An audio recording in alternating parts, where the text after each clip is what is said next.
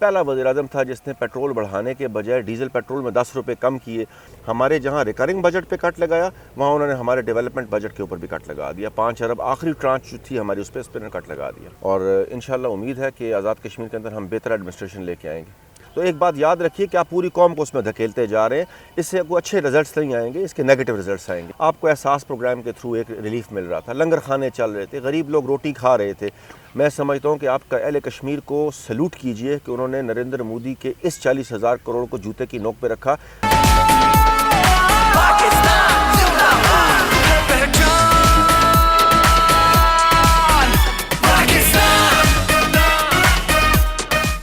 بسم اللہ الرحمن الرحیم. السلام علیکم. میں ہوں آپ کا ہوسٹ عباس رائے اور آپ دیکھ رہے ہیں اسکوپ 360. امید کرتا ہوں کہ آپ سب لوگ خیریت سے ہوں گے اور اللہ تعالیٰ کی حفظ و امان میں ہوں گے. پہچان پاکستان کے ایک نئے ایپیسوڈ کے ساتھ آپ کی خدمت میں حاضر ہوں. اور آج میرے پیچھے آپ دیکھ رہے ہیں کتنی خوبصورت لوکیشن ہے.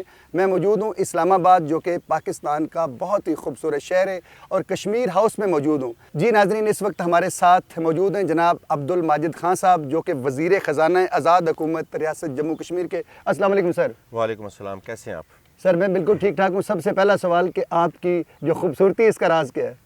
آپ دعا کیجئے اللہ تعالیٰ سب کو ایسا رکھے. اگر میں آپ کی نظر میں ایسا ہوں تو نہیں ماشاءاللہ آپ بہت ہی خوبصورت ہیں اور ینگ ہیں. آپ سر یہ بتائیے کہ کب سے آپ پولیٹکس میں ہیں؟ میں 2006 سے آنورڈز. میں پہلا الیکشن 2006 میں جیتا تھا اور الحمدللہ میرا یہ کنزیکٹیو 4تھ الیکشن ہے. سر آپ تھوڑا سا یہ بتائیے کہ آپ نے تعلیم کہاں سے حاصل کی اور سیاست میں کیسے آئے؟ میں نے لا گریجویشن کیا جی پنجاب یونیورسٹی سے. اس کے بعد میں لندن چلا گیا تھا اور پھر 2005 میں میرے مدر فادر کی ڈیتھ ہو گئی تھی ارتھ کویک میں, تو میں واپس آ گیا. اور اس کے بعد میں نے پالیٹکس جوائن کیونکہ میرے فادر اسی سیٹ سے الیکشن کنٹیسٹ کرتے تھے اور آزاد کشمیر اسمبلی کے ممبر تھے. ناؤ اینڈ آنورڈز الحمدللہ I am consecutively holding this seat. Sir آپ سے یہ پوچھنا چاہوں گا کہ آپ ماشاءاللہ وزیر خزانہ ہیں اور کچھ ہی دنوں کے بعد جو بجٹ وہ پیش ہونے والا ہے, تو کیا اسٹریٹجی ہوگی آپ کی؟ دیکھیں ہماری کیونکہ پہلی دفعہ گورنمنٹ آئی ہے پاکستان تحریک انصاف کی آزاد کشمیر میں. اس سے قبل میں اپوزیشن میں تھا, پھر پاکستان تحریک انصاف کے پلیٹ فارم سے اور پارلیمنٹری لیڈر بھی تھا. میری اس میں کائنڈ سمیشن یہ ہے کہ ہم نے ایک پلاننگ کی تھی کہ ہم اس دفعہ اپنے جو سوشل سیکٹر اور پروڈکٹیو سیکٹر ہم اس کو دوبارہ لفٹ کریں گے, کیونکہ ماضی کے اندر یہ دونوں سیکٹرز جو ہیں بری طرح سے متاثر ہوئے. لیکن انفارچونیٹلی ہمارے پہ ایک ایسی تلوار چلا دی وفاقی حکومت نے کہ ہمارے ریکرنگ بجٹ کے اوپر جو نارمل میزانیہ ہوتا ہے جس میں صرف تنخواہیں اور پینشنز اور آپ کی گندم کی خرید اور ادویات کی خرید ہوتی ہے, اس کے اوپر ایک میسو کٹ لگا دیا ہے لگ بھگ 14 ارب کا اگلے بجٹ میں. اور جو ہم پیچھے ایکسپینڈیچر کر چکے ہیں 2021-22 کے لیے, اس پہ 5 ارب کا سال کے آخر میں ہم پہ آل آف دی سڈن کٹ لگا. اب اسی لیے ہمیں سب کچھ ری آرگنائز کرنا پڑ رہا ہے, کیونکہ ہمارا اور وفاق کا ایک مالیاتی معاہدہ جو 2018 میں ہوا ہے جسے فائنینشیل ایگریمنٹ کہتے ہیں, اس کی روح کے مطابق کیونکہ ہم NFC کا حصہ نہیں ہیں اور ہمیں وفاق اس شیئر جو ہے ہمارا ڈٹرمن شیئر ہے 3.64%, اس میں فیڈرل ڈیویزبل پول سے ہمیں یہ شیئر دیتا ہے جو 74.320 ارب روپے بنتے ہیں. اس سال انہوں نے ہمیں 60 ارب دینے کیے, جس کے لیے انہوں نے ہم سے نہ کوئی میٹنگ کی نہ کوئی کنسلٹیشن کی. یہ ایک بڑی انفارچونیٹ چیز ہے جس کو اس وقت بڑی مشکل سے ہم اس وقت بڑے فائنینشیل پریشرز کے اندر ہیں. آزاد کشمیر کے اندر ایک چھوٹا سا خطہ ہے, اس وقت ٹورزم کا, اس وقت ہائیڈل کا, اس وقت لاتعداد لوگوں کی نظریں اس طرف ہیں, لیکن انفارچونیٹلی ہمارے لیے یہ مالی مشکلات. اور ساتھ ہی ساتھ انہوں نے ہمارے جہاں ریکرنگ بجٹ پہ کٹ لگایا وہاں انہوں نے ہمارے ڈیولپمنٹ بجٹ کے اوپر بھی کٹ لگا دیا. 5 ارب آخری ٹرانچ جو تھی ہماری اس پہ کٹ لگا دیا. کچھ عرصہ پہلے نیازی صاحب تھے آپ کے وزیر اعظم آزاد کشمیر کے, اس کے بعد سردار عتیق صاحب آگے, تو کیا فرق محسوس کرتے ہیں؟ دیکھیں نیازی صاحب کو بھی پاکستان تحریک انصاف نے نامنیٹ کیا تھا اور سردار تنویر الیاس ان کو بھی پاکستان تحریک انصاف نے نامنیٹ کیا. بیسکلی جو ہمارے لیڈر کی پالیسی ہے ہم اس کو ٹو کر رہے ہیں اور انشاءاللہ امید ہے کہ آزاد کشمیر کے اندر ہم بہتر ایڈمنسٹریشن لے کے آئیں گے. ابھی اس وقت کیونکہ تحریک انصاف کی حکومت ہے آزاد کشمیر میں اور پاکستان کے اندر اسلام آباد کے جو حالات ہیں ان کے بارے میں کیا کہیں گے؟ دیکھیں میں اس کے بارے میں کیا کہہ سکتا ہوں, اس کے بارے میں تو وہ لوگ بول رہے ہیں خود. اس وقت ایک طوفان ہے مہنگائی کا. آپ دیکھیے کہ پیٹرول کی پرائسز ایک ہفتے میں 60 روپیز انکریز ہوئی ہیں, جو کہ اس سے آگے بھی بڑھنی ہے. اسی کے ساتھ ساتھ آپ کی الیکٹریسٹی کی پرائسز ایک دم سے انکریز ہوئی ہیں. میرا خیال ہے کہ لگ بھگ 15-16 روپے کے قریب آپ کی الیکٹریسٹی کی پرائسز انکریز ہوئے. لوڈ شیڈنگ کا ایک طوفان مچا ہوا ہے, آپ کا جو شارٹ فال ہے وہ انکریز ہو گیا. اس وقت جو سمجھتے تھے, جو کہتے تھے کہ ہم جو ہیں وہ بہت تجربہ کار لوگ ہیں, بڑے ایکسپیرینسڈ لوگ ہیں, معاشیت کے علم بردار ہیں, معیشت ہم سے چلتی ہے, ہم اس کی لائنز کو سیٹ کرتے ہیں, جس طریقے سے وہ فلاپ ہوئے ہیں، میں سمجھتا ہوں کہ انہوں نے چلتی پھرتی گورنمنٹ کو ڈسٹرب کیا. آپ کی اکانومی ایک رستے پہ چل پڑی تھی، آپ کی ایکسپورٹس کے بارے میں جو بین الاقوامی اشاریے ہیں وہ سامنے آ چکے تھے کہ آپ کی ایکسپورٹس ایک دم رائز کر رہی ہے. آپ کے کسان خوشحالی کی طرف جا رہے تھے، ان کو ان کی سپورٹ پرائس اچھی مل رہی تھی، ان کو باقی چیزوں میں فیسیلیٹیشن ہو رہی تھی. پہلا وزیر اعظم تھا جس نے پیٹرول بڑھانے کے بجائے ڈیزل پیٹرول میں 10 روپے کم کیے. ان پہ بھی IMF کا پریشر تھا. اب کہا جاتا ہے کہ وہ جاتے جاتے بارودی سرنگیں بچھا گئے. جب ان کو یہ بات پتہ تھی کہ بارودی سرنگیں بچھ رہی ہیں تو میرا خیال ان کو تو آنا ہی نہیں چاہیے تھا. ان کو اس کو کنٹینیو کرنا چاہیے تھا کہ جو بارودی سرنگ وہ کہتے ہیں یہ بچھا کے گئے تھے اس کو وہ خود فیس کرتے. اور میں سمجھتا ہوں کہ جس قسم کی ابھی اس وقت معاشی صورتحال ملک کے اندر ہے، عام آدمی کے لیے اجیرن ہو چکی ہے زندگی، اور میں سمجھتا ہوں دن بدن اور اجیرن ہوگی. اگر مزید کچھ دن یہ حکومت اور رہتی ہے جو کہ نون لیگ کی حکومت ہے تو مزید کیا ہونے والا ہے؟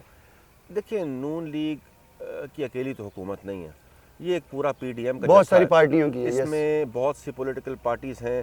آپ دیکھیے کہ بول اکیلا نون لیگ رہی ہے اور بینیفٹ ساری پارٹیز لے رہی ہیں. ایسا ہی ہے. تو میرا خیال ہے کہ نون لیگ کے اپنے لیڈرشپ کو یہ سوچنا چاہیے کہ ہم نے کس دلدل کے اندر پاؤں رکھ دیا. صحیح ہے. کیا یہ ایک وائز ڈیسیجن تھا کہ انہوں نے بغیر کسی سوچے سمجھے صرف وزارت عظمیٰ کی ہوس میں اور اپنے کیسز سے بچنے کے لیے اگر آپ دلدل میں پاؤں رکھتے ہیں تو ایک بات یاد رکھیے کہ آپ پوری قوم کو اس میں دھکیلتے جا رہے ہیں. اس سے کوئی اچھے رزلٹس نہیں آئیں گے، اس کے نیگیٹو رزلٹس آئیں گے. اچھا سر، ایک اور چیز بتائیے کہ جب عمران خان صاحب برسر اقتدار تھے انہوں نے بہت اچھے کام کیے تھے، جو ابھی ہماری جو موجودہ حکومت ہے اس کو ختم کر رہی ہے، اس کے بارے میں کیا کہیں گے؟ دیکھیں، سب سے بڑا آپ کے پاس جو فیسیلٹی وہ ہیلتھ کارڈ تھا. ہر پاکستانی کو ایک فیسیلٹی تھی کہ 10 لاکھ روپے لے کے وہ چل رہا تھا اپنی جیب میں، اور کسی بھی پرائیویٹ ہاسپٹل میں جو رجسٹرڈ تھا اس میں اپنا وہ علاج کرا رہا تھا. آپ کو احساس پروگرام کے تھرو ایک ریلیف مل رہا تھا. لنگر خانے چل رہے تھے، غریب لوگ روٹی کھا رہے تھے. اس وقت بھی معاشی صورتحال ایسی تھی. آپ نے کووڈ گزارا تھا، پوری دنیا کے اندر ایک اکنامک سلم آیا، جس کے بعد پاکستان کے اندر آپ کے جتنے بھی ملک ہیں یا یونائٹڈ نیشنز کے جتنے بھی ادارے، انہوں نے تعریف کی کہ پاکستان نے بہت ٹیکنیکلی اور بڑے اچھے طریقے سے کووڈ سے باہر نکلا، اور انہوں نے اپنی معیشت کو بھی نقصان نہیں ہونے دیا. آپ کی ایکسپورٹس ایک دم سے رائز کی. اب آپ دیکھیے کہ آپ کو 2000 روپے مل رہے ہیں اور اس کے لیے 786 پہ رنگ کیجئے. اگر آپ کا نمبر لگ جائے، 2 روپے 38 پیسے کٹیں گے. آپ کو اگر 2000 روپے پیٹرول کے لیے مل جائیں تو سمجھے غنیمت ہے. آج لوگ خان کو یاد کریں گے، اس بات کو یاد کریں گے کہ کہاں آپ کے پاس 10 لاکھ روپے علاج کے لیے، احساس پروگرام، کامیاب جوان پروگرام، آپ کو جو ریلیف اس نے دیا کووڈ کے اندر، جو ریلیف اس نے دیا آپ کو کسانوں کو، جو ریلیف اس نے آپ کو پیٹرول میں دیا، جو ریلیف اس نے بجلی میں دی، آج اس کے بدلے میں آپ کو 2000 روپے کے عوض آپ کو نئی حکومت مبارک ہو اور اس کا تحفہ بھی آپ کو مبارک ہو. اب یہ سوچنا عوام نے ہے کہ اس نے کیا فیصلہ کرنا ہے. 2000 دینے والوں کے ساتھ چلنا ہے یا جس نے قوم کو بینیفٹ دیا اس کے ساتھ چلنا ہے. عوام بہتر فیصلہ کر سکتی ہے. سر، ایک بڑا ضروری کویشچن آپ سے میں کرنا چاہوں گا کہ اوورسیز پاکستانی کو ووٹ ختم کر دیا گیا ہے. بہت سارے اوورسیز پاکستانی عمران خان سے، بلکہ 80-90% جو ہے اوورسیز پاکستانی عمران خان سے لو کرتے ہیں. اس کے حوالے سے کیا کہیں گے؟ دیکھیں، جو لوگ اوورسیز میں جا کے پناہ لے رہے ہیں اور جن کے سر پہ پناہ لے رہے ہیں اور جن کو وہ استعمال کرتے ہیں، آج انہوں نے اسی کے ووٹ کے اوپر تلوار چلا دی، انہی کے ووٹ کو ختم کر دیا. یہ 90 لاکھ پاکستانی جو آپ کو ریمیٹنسز بھیج رہے ہیں، آپ کی ملک کی اکانومی جو اس وقت لولی لنگڑی شکل میں ہے، جس کو وہ سہارا دیے ہوئے ہیں، آپ نے ان کو کیا پیغام دیا ہے کہ آپ آئے اور آپ نے آتے ہوئے اپنے الیکشن ریفارمز کے نام کے اوپر ان کے گردنوں پہ تلوار چلائی. میں سمجھتا ہوں کہ اس سے کوئی فرق نہیں پڑتا.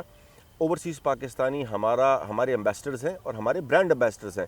ہم جب بھی پاکستان سے باہر جاتے ہیں تو وہ ہمیں ویلکم کرتے ہیں. وہ نہ ہوں تو ہمیں کوئی بھی ویلکم نہ کرے. میں سمجھتا ہوں کہ یہ بات ان کو بھی سوچنی چاہیے جو ملک سے باہر جا کے پناہ لیتے ہیں، کہ جس وقت وہ ملک سے باہر پناہ لیتے ہیں تو انہی اوورسیز پاکستانیوں سے جلوس نکلوا کے اپنے حق میں وہ نعرے بازی کرواتے ہیں. تو جب ان کے حق کی بات آتی ہے تو یہاں پر آ کے کمپرومائز کر دیتے ہیں. میں سمجھتا ہوں کہ اس سے بڑا ظلم نہیں ہو سکتا. اور یہ جو الیکشن ریفارمز کے نام پہ اس وقت ایک بندر بانٹ چل رہی ہے، یہ پاکستان کے مستقبل کے لیے بہت اچھی نوید لے کے نہیں آئے گی.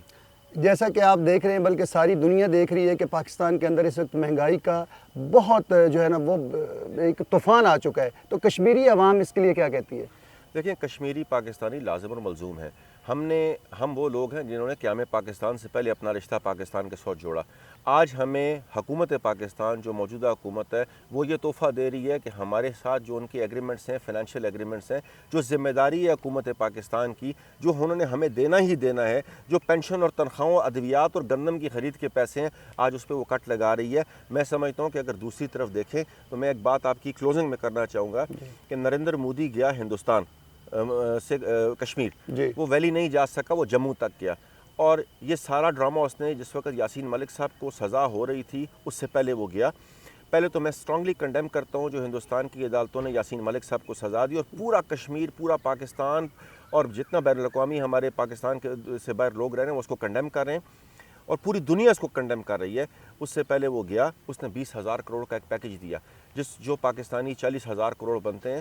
میں سمجھتا ہوں کہ آپ کا اہل کشمیر کو سلوٹ کیجئے کہ انہوں نے نریندر مودی کے اس 40,000 کروڑ کو جوتے کی نوک پہ رکھا. پاکستان کے لیے، لفظ پاکستان کے لیے اور سبز ہلالی پرچم کے لیے کشمیر کے جسم کے خون کا آخری قطرہ بھی حاضر ہے. ہم کشمیری ہیں، ہم پاکستانی ہیں، پاکستان ہمارا ہے. سید علی گیلانی کے اس نعرے کے بعد ہر چیز اینڈ ہو جاتی ہے. حکمرانوں کو سوچنا چاہیے کہ وہ اپنے ذاتی مفاد کے لیے وہاں کے لوگوں کو کیا پیغام دے رہے ہیں. عبد الماجد خان صاحب، جاتے جاتے آپ کشمیری عوام کو اور پاکستانی عوام کو یا پوری دنیا کو کیا میسیج دینا چاہیں گے؟ دیکھیں، کشمیری پاکستانی ہیں اور پاکستانی کشمیری ہیں. میں سمجھتا ہوں اس سے بڑا کوئی پیغام نہیں ہو سکتا، اور یہ ہمارے ایمان کا حصہ ہے کہ کشمیر بنے گا. پاکستان کی حکومتوں سے ہمیں کچھ نہیں لینا. ہمارا رشتہ ریاست پاکستان کے ساتھ ہے، سبز ہلالی پرچم کے ساتھ ہے، پاکستان کے عوام کے ساتھ ہے. وقت کا تقاضا یہ ہے کہ پاکستانی حکمران بھی اس چیز کو جانیں، سمجھیں اور سوچیں. سر بہت بہت شکریہ، تھینک یو ویری مچ، آپ نے اپنا قیمتی ٹائم دیا. ناظرین، یہ تھے ہمارے آج بہت ہی خاص مہمان جو کہ پہچان پاکستان بنے، عبد الماجد خان صاحب جو کہ وزیر خزانہ ہیں، اور ان کا بہت شکریہ. آپ سے ریکویسٹ ہے کہ آپ نے جانے سے پہلے ہمارے چینل کو لائک کرنا ہے، سبسکرائب کرنا ہے، اور ساتھ آپ نے ہمارے لیے بیسٹ وشز دینی. انشاءاللہ زندگی رہی تو نئے ایپیسوڈ میں ایک نئی شخصیت کے ساتھ ملاقات ہوگی. تب تک کے لیے خدا حافظ.